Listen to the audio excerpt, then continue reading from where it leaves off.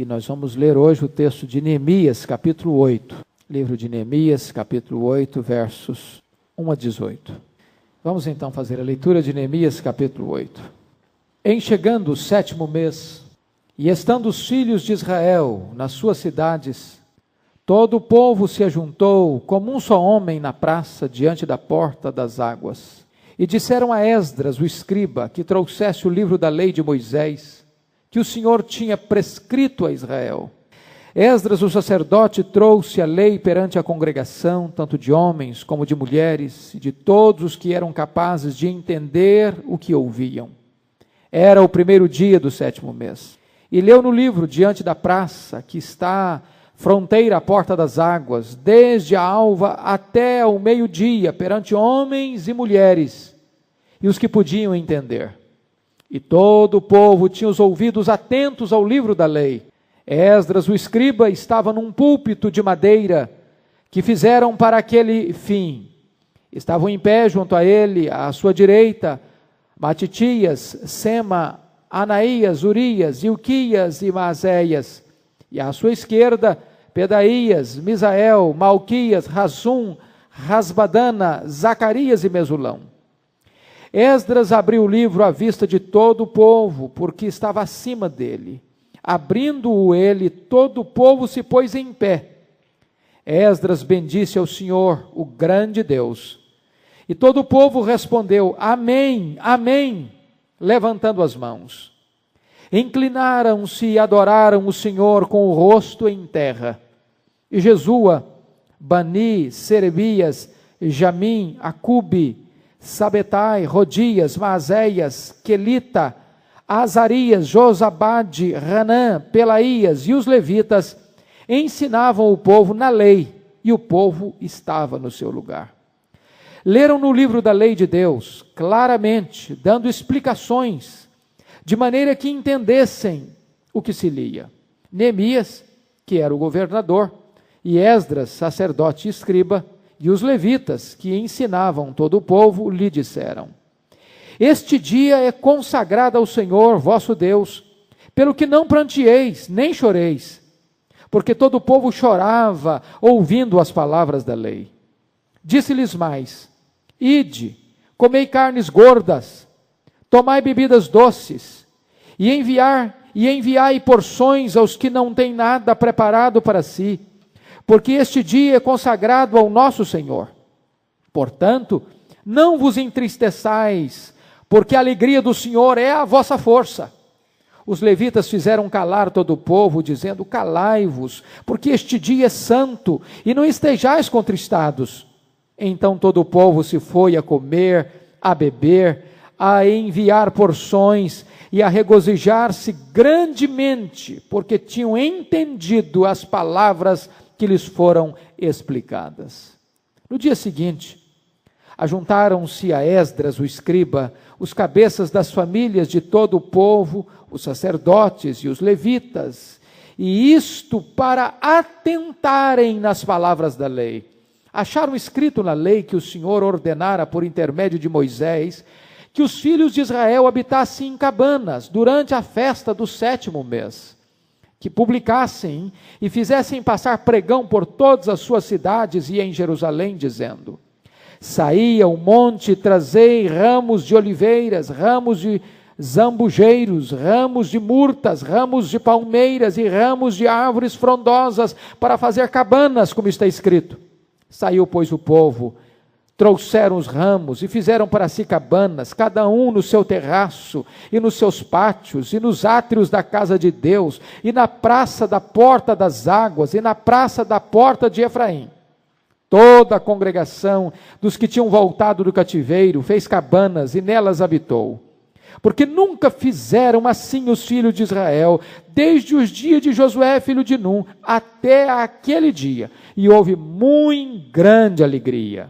Dia após dia, leu Esdras no livro da lei de Deus, desde o 1º dia até o último, e celebraram uma festa por 7 dias. No 8º dia, houve uma assembleia solene, segundo o prescrito. Amém. Nós vamos meditar sobre o tema, a restauração promovida pela palavra de Deus. A restauração promovida pela palavra de Deus. O livro de Neemias trata de restauração. Este é o tema central deste livro. E basicamente Neemias tratou de 3 tipos de restauração em Jerusalém. A primeira restauração foi a restauração física. Quando Neemias levanta os muros, coloca as portas, trata da segurança da cidade. A segunda restauração é a restauração social.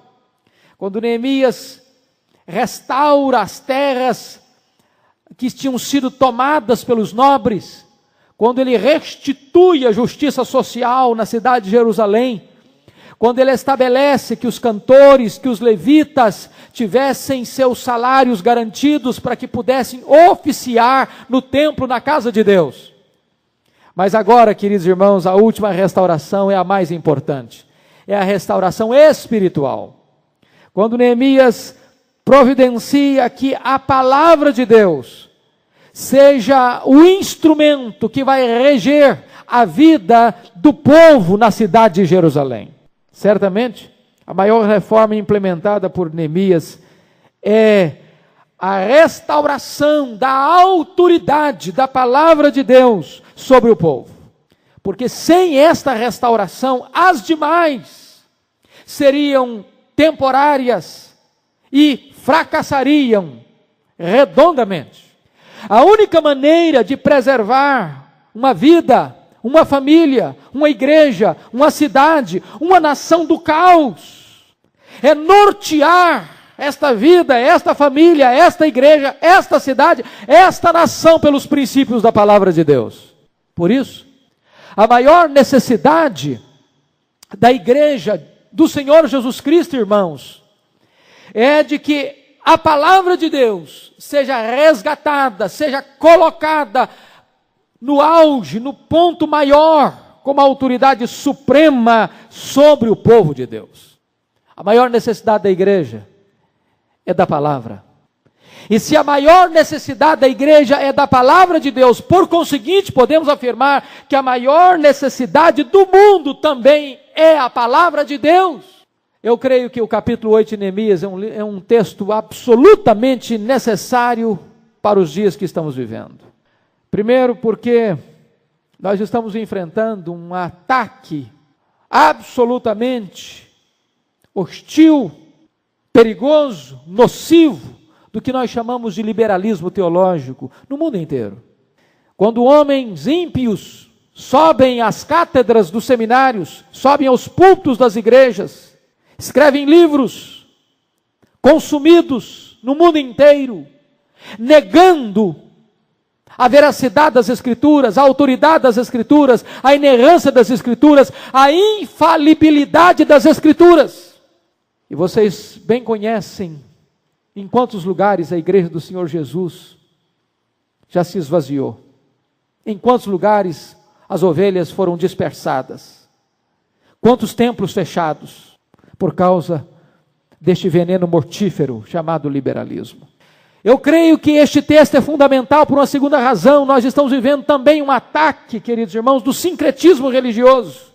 Quando as pessoas querem acrescentar algumas coisas à Bíblia, ou querem trazer de volta ao tempo da graça os rituais e cerimonialismo da antiga aliança, anulando desta maneira o sacrifício pleno, completo e cabal do Senhor Jesus Cristo.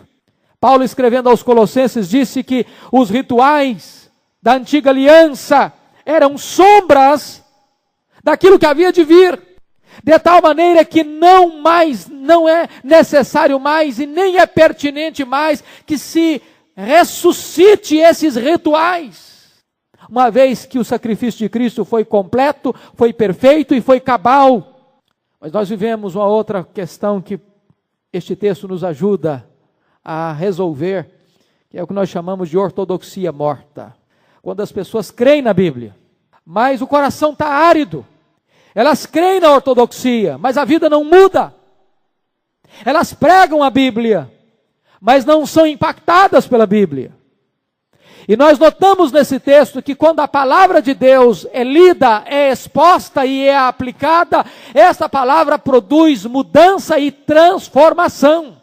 Finalmente, eu creio que esse texto é profundamente pertinente, irmãos, porque nós estamos vivendo uma época que chamamos de uma época de analfabetismo bíblico. As pessoas têm Bíblias nas suas casas, talvez até várias versões das Escrituras, mas não conhecem um versículo de cor, não manuseiam uma Bíblia, não são obreiros aprovados, não pautam suas vidas pelo ensino das Escrituras. E este analfabetismo bíblico é uma porta aberta para todo tipo de influência deletéria, perigosa da heteroortodoxia, ou da heterodoxia. O analfabetismo bíblico leva muitas pessoas a cair na rede dos aventureiros da fé, das falsas profecias. E se vocês notarem, foi o que estudamos no capítulo 6, Neemias só não caiu nas malhas da falsa profecia pelo conhecimento que ele tinha das Escrituras.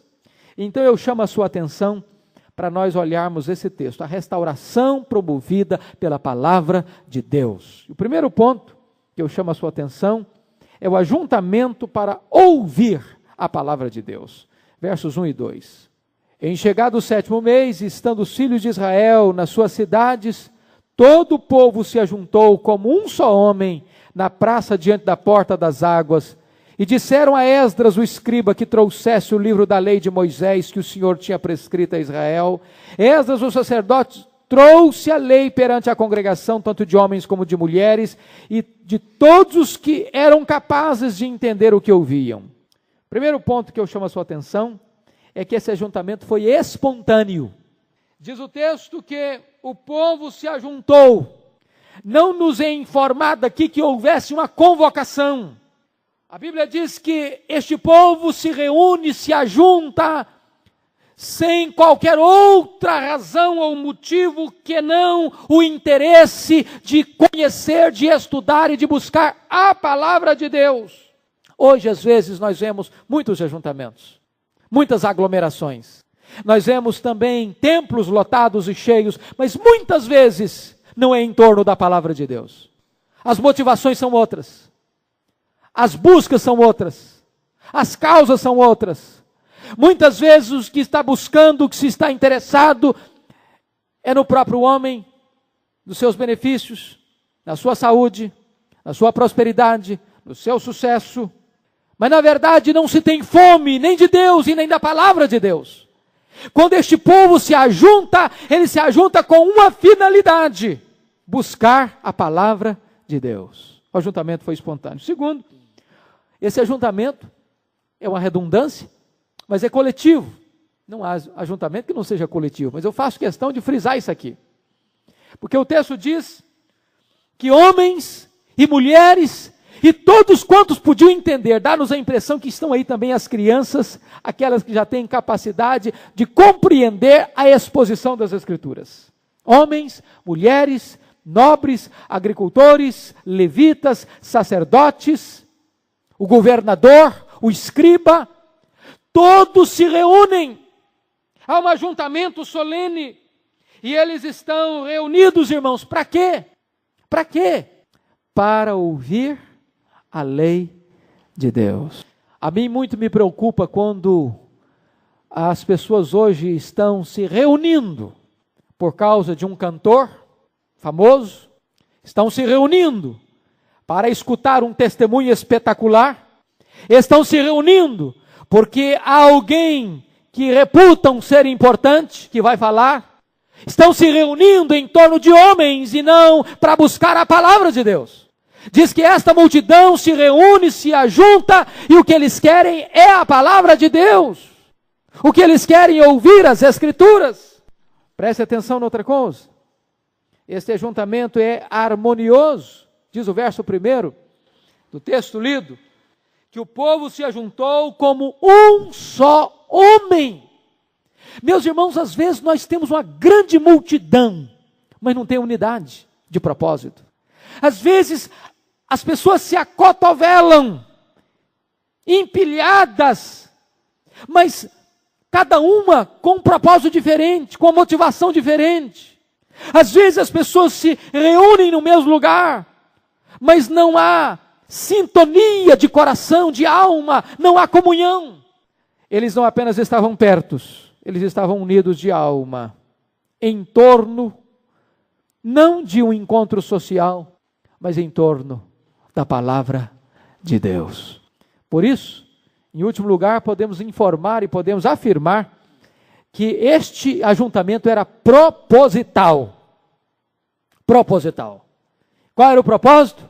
Ouvir a palavra de Deus, buscar a palavra de Deus, receber a palavra de Deus. Eles tinham pressa de ouvir a palavra de Deus. Eles não estavam buscando alguma novidade que pudesse atraí-los, a não ser a verdade das Escrituras Sagradas.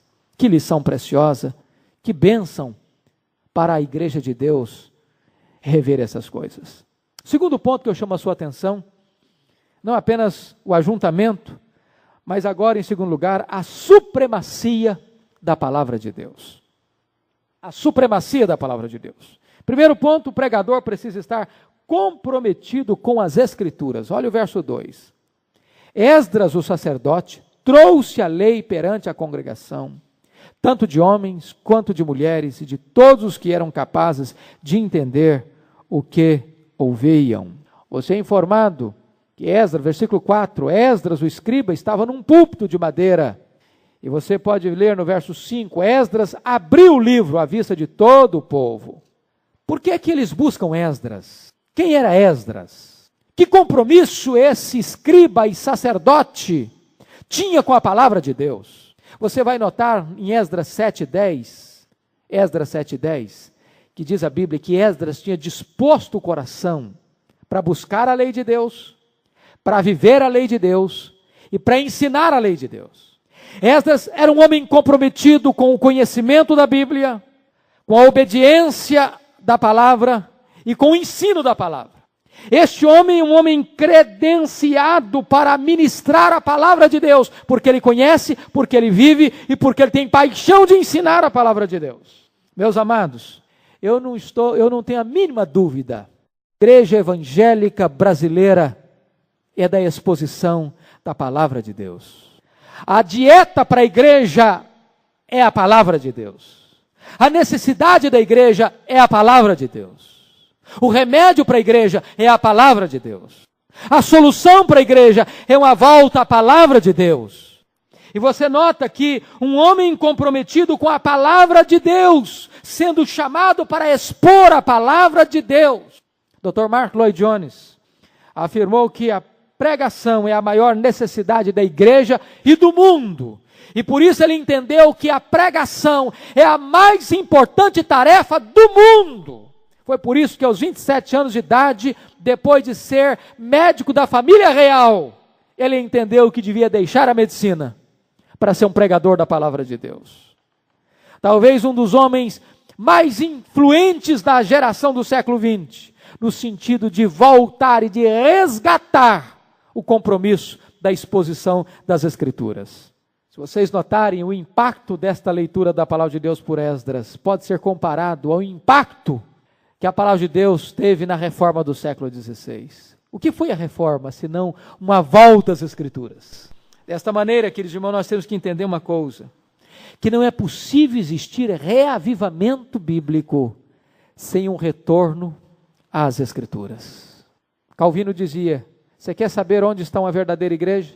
Primeiro sinal é se ela prega fielmente as Escrituras. Primeiro sinal de uma igreja verdadeira é se ela prega com fidelidade as Escrituras. O maior sinal de uma igreja viva, irmãos, não é milagre. O milagre é obra de Deus, certamente. Mas o milagre não é evangelho. O milagre não é evangelho. É tremendo entender isso. Lá no Pentecoste aconteceu um milagre magnífico. O Espírito Santo foi derramado. Um milagre visível, porque todos viram colunas como de fogo descendo. Um milagre audível, porque voz como de trovão. Um milagre perceptível, porque aquelas pessoas começaram a falar em outras línguas as grandezas de Deus. Mas o que é que o milagre em si produziu? Primeiro, ceticismo. O que quer isso dizer? Segundo, preconceito. São galileus os que estão falando dessas coisas. Terceiro, zombaria. Disseram, estão bêbados, estão embriagados. Mas diz a Bíblia que nesse contexto, Pedro se levantou e começou a expor as Escrituras. E quando Pedro começa a pregar a palavra de Deus, o coração da multidão se derrete. E o povo se quebranta. E o povo se humilha. E o povo pergunta, o que faremos, pois, irmãos, à vista dessas coisas? E Pedro lhes diz, arrependei-vos e cada um de vós seja batizado em nome do Senhor Jesus para a remissão dos vossos pecados e recebereis o dom do Espírito Santo. E houve uma conversão de quase 3.000 pessoas naquela manhã. Louvado seja o Senhor. A pregação da palavra de Deus. Segunda coisa, irmãos, o povo precisa estar sedento das Escrituras. Veja você no verso 1, que o povo se ajuntou na praça e pediram e disseram a Esdras, o escriba, trazem para nós a lei de Deus. Oh, irmãos, que coisa magnífica. Oxalá que as multidões, que os bancos das igrejas, que o povo pudesse clamar aos pastores, aos pregadores, tragam-nos a palavra de Deus, pregue-nos a palavra de Deus. Nós não queremos experiencialismos, nós não queremos emocionalismos, nós não queremos novidades, tragam-nos a palavra, nós temos fome da palavra, nós queremos a palavra. E é isso que está acontecendo aqui, queridos. O povo se ajunta, o povo se reúne, o povo vem, e o povo diz, nós queremos a lei de Deus, nós queremos a palavra de Deus, nós não nos contentamos com outra coisa que não a palavra de Deus. Havia um anseio no coração daquele povo pela lei de Deus.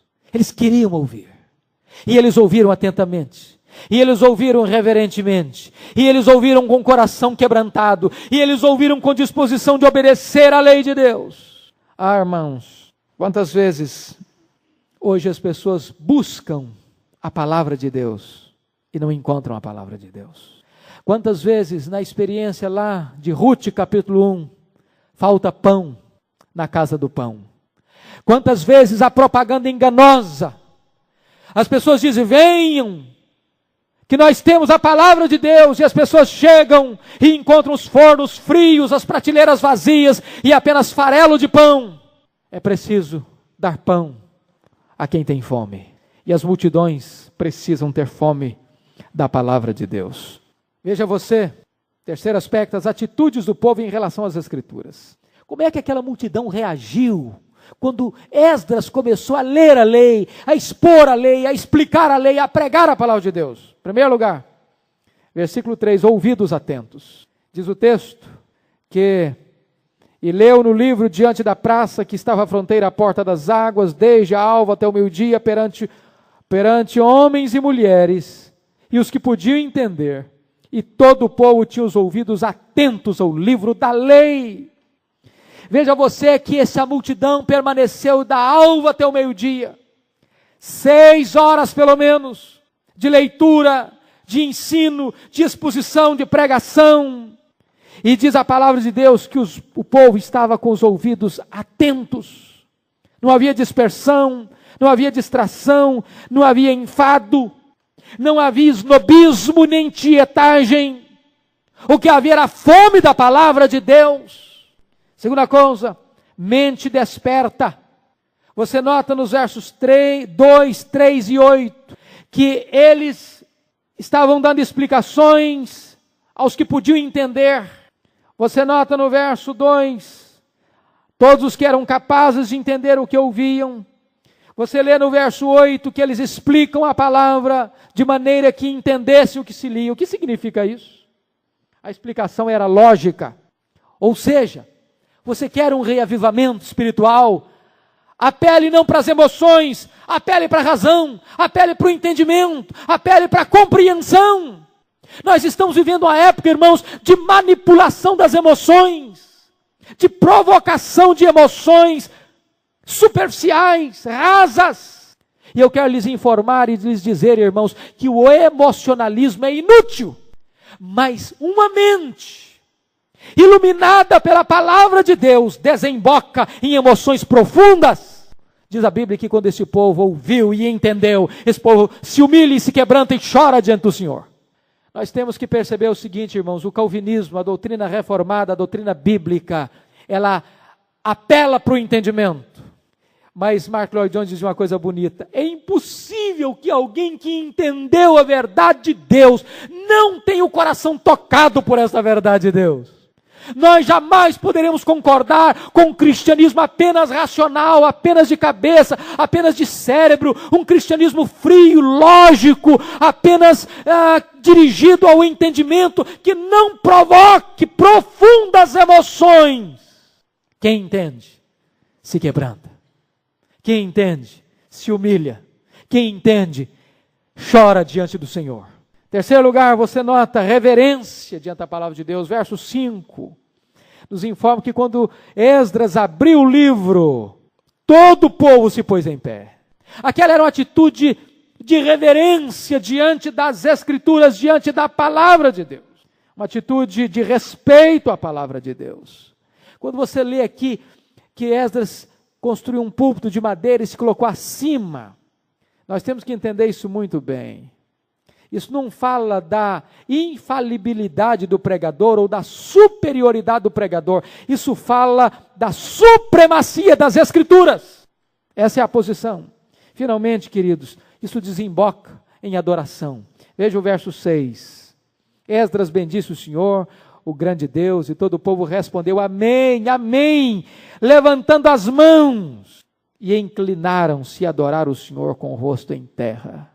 Eu estou cada vez mais impressionado com a Bíblia quando fala de adoração. Pegue uma chave bíblica, percorra a Bíblia, estudando sobre adoração.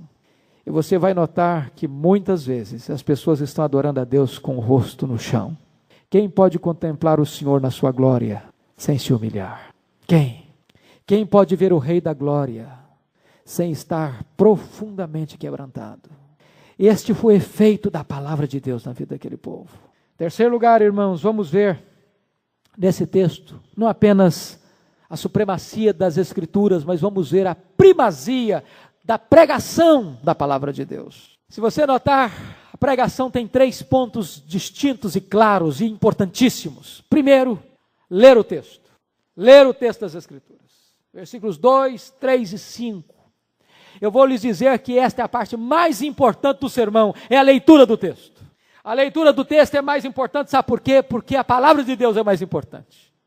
O sermão só é sermão se ele se propõe a expor o texto da palavra de Deus.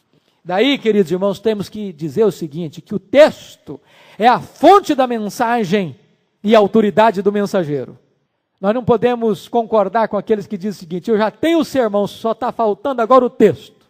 Não existe isso. Não existe isso. Deus não tem compromisso com a palavra do pregador. Deus tem compromisso com a sua palavra. É a palavra de Deus que é importante, não é a palavra do pregador. A palavra do pregador não tem valor nenhum se ela não é a expressão da explicação do texto das Escrituras. Segunda coisa do sermão é explicar o texto. Versículos 7 e 8 diz que ensinava o povo na lei, o povo estava no seu lugar, leram no livro, na lei de Deus, claramente dando explicações de maneira que entendessem o que se lia. Segunda parte da pregação é explicação.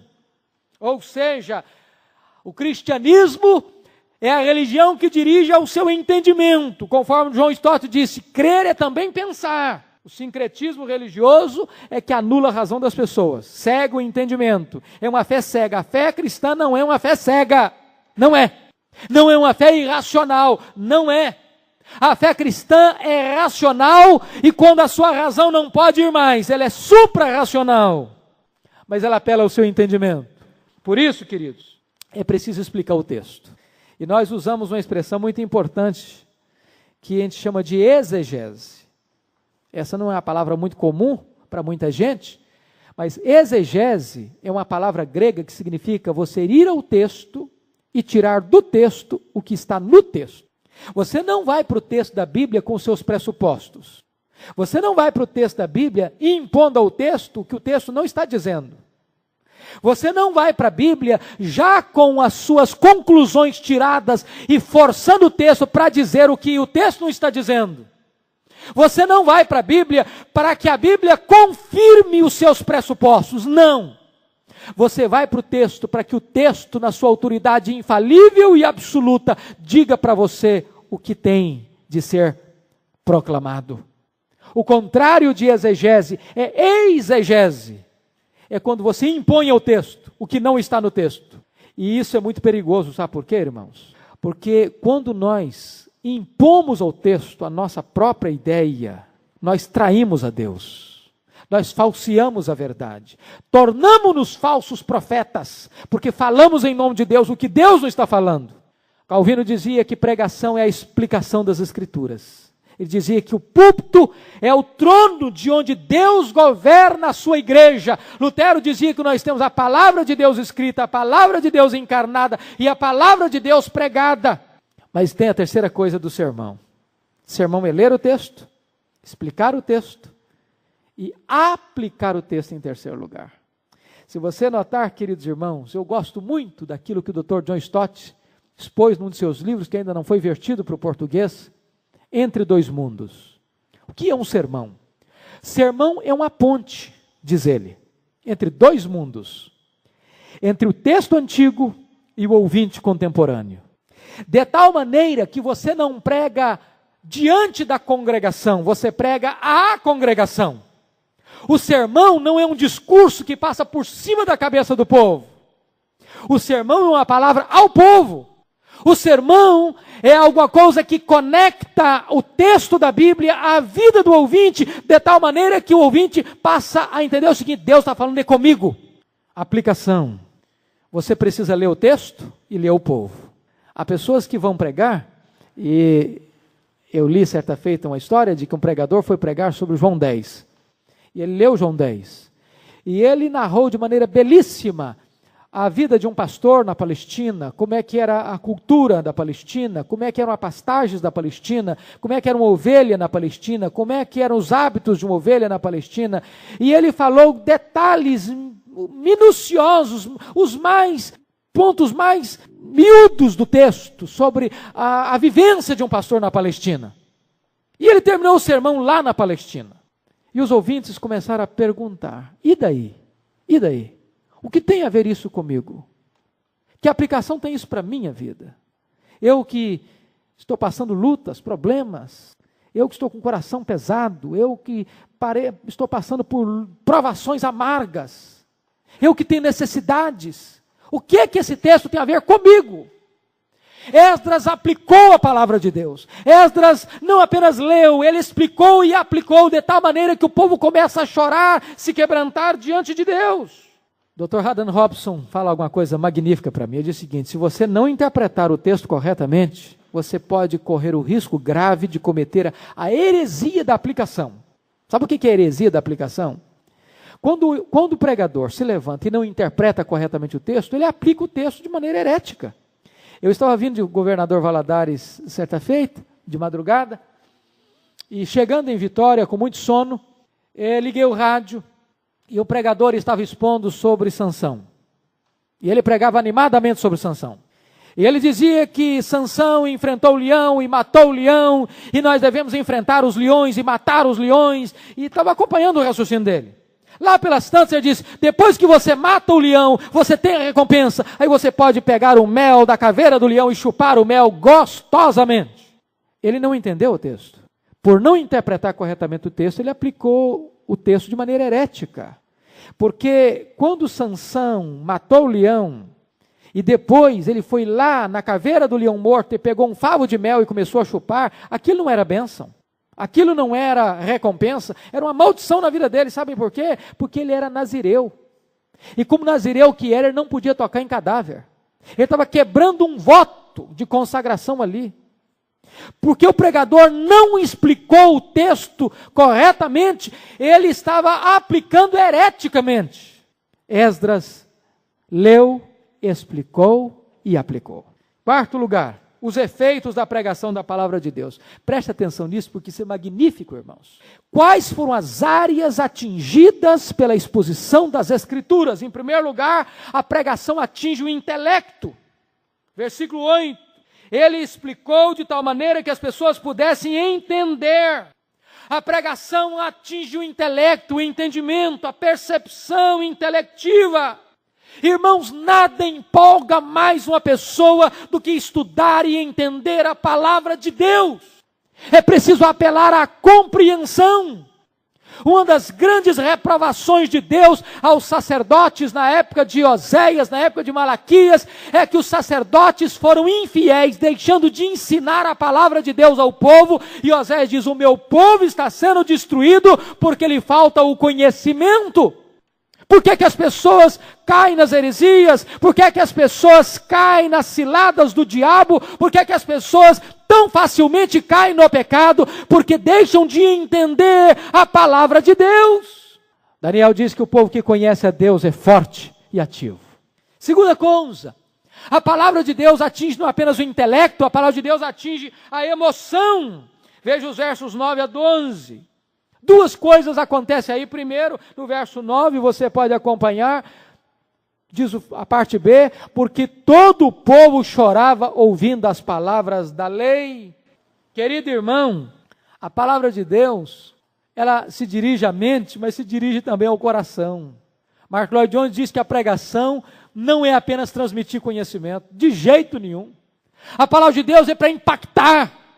A palavra de Deus é para produzir um efeito tão profundo na vida da pessoa, ao ponto de produzir uma revolução no seu mundo interior. Ele faz uma crítica muito séria. Eu estou lendo a tese do Dr. Antônio Carlos, do nosso querido irmão Antônio Carlos, tese de mestrado dele, que foi o nosso preletor do retiro, e eu estou, assim, com a minha alma em festa em ler o trabalho dele. Ele escreveu a sua tese sobre o ministério de Mark Lloyd Jones, e ele está resgatando esta questão da história da pregação de Mark Lloyd Jones, dizendo o seguinte: que nós, infelizmente, herdamos uma herança de que temos medo da emoção. Temos medo, nós temos que ter medo do emocionalismo. É diferente emoção de emocionalismo. A emoção, produto do entendimento, irmãos, é algo glorioso. As mentes mais brilhantes, ao entenderem a glória da palavra de Deus, se quebrantaram e choraram copiosamente. Jonathan Edwards, que foi uma das mentes mais lúcidas da história, narra tantas vezes, quando ele, meditando na glória do Filho de Deus, ele abraçava no pescoço do seu cavalo e chorava por minutos longos, convulsivamente. Se nós entendemos a verdade de Deus e não choramos diante de Deus, irmãos, alguma coisa está errada conosco. É preciso que sejamos derretidos por Deus. Estava lendo essa semana um livro do irmão André, e diz o seguinte: se você não é capaz de se quebrantar diante de Deus, de chorar diante de Deus, de se encantar com a glória de Deus, se você tem medo das emoções, você precisa chegar lá no céu e pedir para Deus te botar num grande congelador. A palavra de Deus produz impacto no coração. Mas se você notar, segunda coisa que produz, querido irmão, é a alegria da restauração, no versículo 10. Chega Neemias, chega Esdras, chegam os levitas e disseram para eles: olha, nós estamos numa festa, é a festa dos tabernáculos. E Neemias foi lá, Esdras foi lá, os levitas foram lá e descobriram o seguinte: que o clima da festa dos tabernáculos era de alegria e não de choro. E quando eles entenderam as Escrituras, eles pararam de ficar tristes. Que coisa maravilhosa. Versículo 10 nos diz assim: disse-lhes mais: ide, comei carnes gordas, tomai bebidas doces, enviai porções aos que não têm nada preparado para si, porque este dia é consagrado ao Senhor, portanto não os entristeçais, porque a alegria do Senhor é a vossa força. E diz o verso 12: então todo o povo se foi a comer, a beber, a enviar porções e a regozijar-se grandemente. Por quê? Porque tinham entendido as palavras que lhes foram explicadas. Será que nós saímos da igreja, irmãos, com mudanças no nosso íntimo, na nossa mente, na nossa emoção, porque nós entendemos a palavra de Deus? Há esta transformação do nosso mundo interior, em virtude de descobrirmos o que a palavra de Deus está nos dizendo. Alegria, alegria. Você nota no verso 10 uma frase magnífica, porque a alegria do Senhor é a vossa força. Essa alegria tem uma origem, ela é a alegria do Senhor. Não é alegria simplesmente porque você está bem, porque você está com saúde, porque você está com dinheiro, porque o seu filho foi aprovado na prova. Não é a alegria da sua promoção no seu trabalho apenas, é a alegria do Senhor. Independente de situação, circunstância, é a alegria de Deus na sua alma. Mas mais do que isso, o Senhor não é apenas a fonte, o Senhor é o objeto dessa alegria. Você não se alegra apenas por causa de Deus, você se alegra em Deus, porque na plenitude do Senhor há alegria. Mas essa alegria tem um resultado, a alegria do Senhor é a sua força. Amado irmão, que coisa boa ser cristão, é ser uma pessoa alegre, exultante, vibrante, entusiasmado. Quando você tem a sua alegria no Senhor, querido irmão, você não faz igual a mulher de Ló, sai do mundo, mas sai pesaroso, sai do mundo, mas diz, puxa vida, o que eu estou deixando para trás? Eu podia estar curtindo a vida, eu podia estar curtindo o mundo, eu podia estar curtindo o show, eu podia estar curtindo isso, eu podia estar curtindo aquilo, mas sai com o coração pesado e volta a olhar para trás. Se a sua alegria é o Senhor, Deus encanta a sua alma de tal maneira que você não tem saudade do Egito. Não tem. Sua força é a alegria do Senhor na sua alma. A alegria do Senhor é a sua força. Mas finalmente, queridos, a pregação atinge a vontade. Versículos 11 e 12. Você nota no versículo 12, a obediência a Deus. Eles pararam de chorar, eles se alegraram porque entenderam. E diz a Bíblia mais do que isso, porque eles entenderam, eles demonstraram solidariedade com quem não podia. E de comer carnes gordas, bebidas doces, mas tinha gente que não tinha carne gorda e nem bebida doce. E quem tinha, repartiu com quem não tinha. Irmãos, o culto sempre desemboca na prática do amor. Não posso amar a Deus a quem não vejo, se eu não amo o meu próximo a quem eu vejo. A minha celebração será vazia, se eu não sou capaz de externar o meu amor, quem está do meu lado em necessidade. Que coisa tremenda. Mas finalmente, irmãos, eu termino com o último ponto.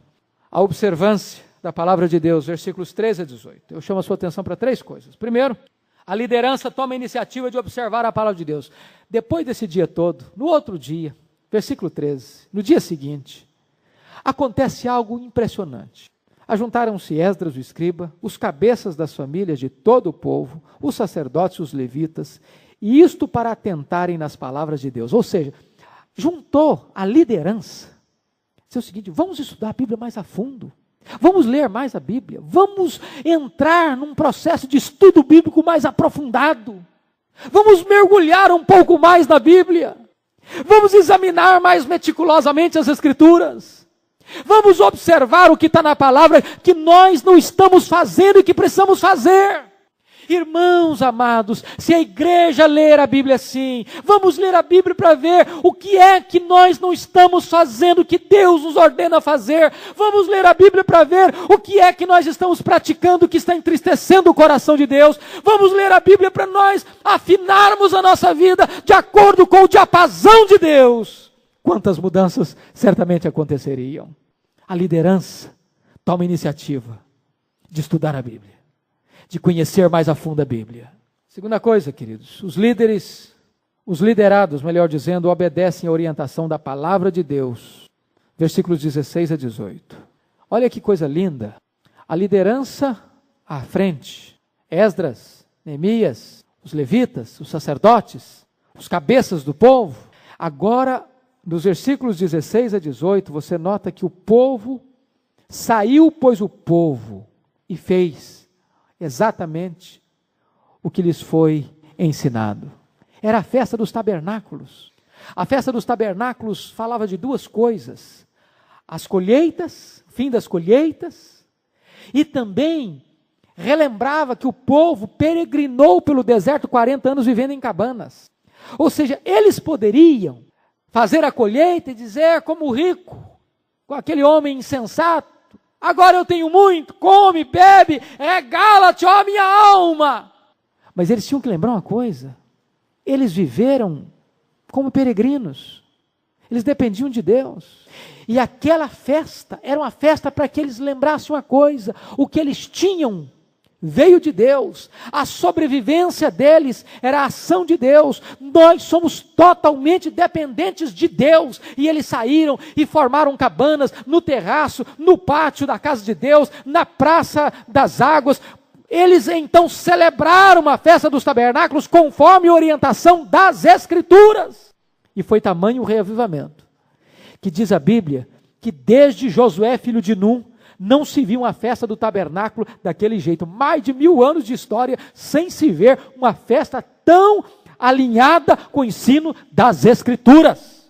Que coisa boa, quando o povo se dispõe a obedecer. Finalmente, a alegria de Deus sempre vem sobre o povo quando este obedece à palavra de Deus. Versos 10, 12 e 17. A alegria do Senhor é a vossa força. Houve grande alegria. E no verso 17, a parte B, somos informados de que está uma alegria muito grande acontecendo na vida daquele povo. Alegria, houve muito grande alegria. O mundo hoje está atrás de alegria. As pessoas correm atrás da alegria. As pessoas querem ser alegres. Mas uma coisa é verdade.